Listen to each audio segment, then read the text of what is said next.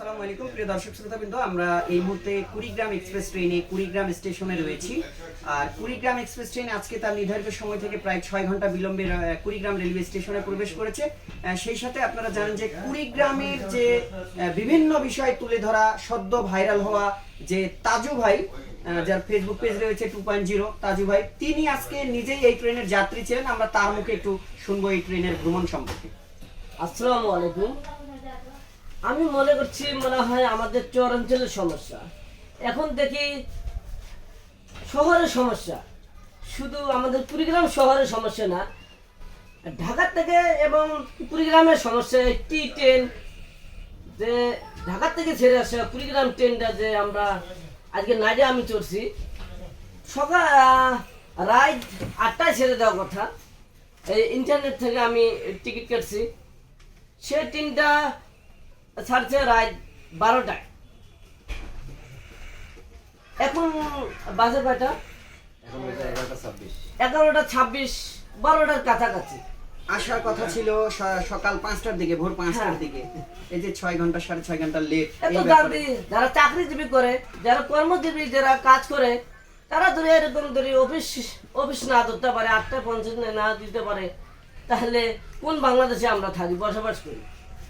এই যে দেখেন, টিকিট দেখেন।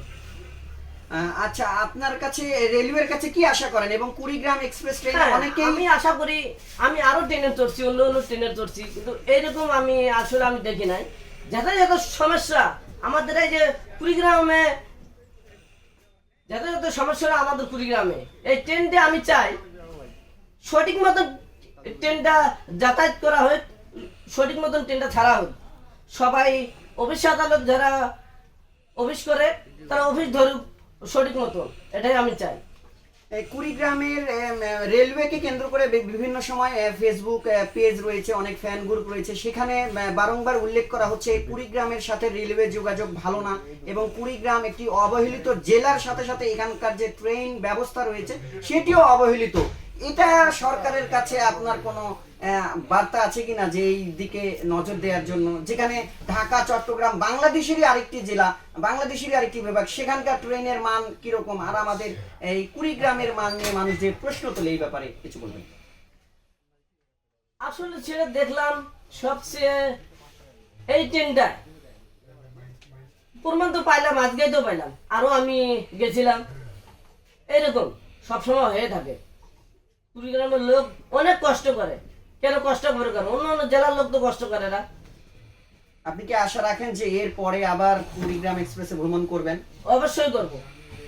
এই যে বিলম্ব হলো, এতে কি আপনার কোনো সমস্যা হয়েছে? এই বিলম্বের কারণে সমস্যা তো অবশ্যই হচ্ছে। সমস্যা হচ্ছে কিনা? যেমন আমি সারা রাত ট্রেনে, সারা রাত ট্রেনে, আবার সকাল 12টা বাজে কাছাকাছি, সকাল এই পর্যন্ত আমি এখনো কিছু খাই নাই। তা আমার এটা কষ্ট না? জি জি জি জি, ধন্যবাদ আপনাকে রেল নিউজকে সাক্ষাৎকার দেওয়ার জন্য। প্রিয় দর্শক শ্রোতাবৃন্দ, আমরা এই মুহূর্তে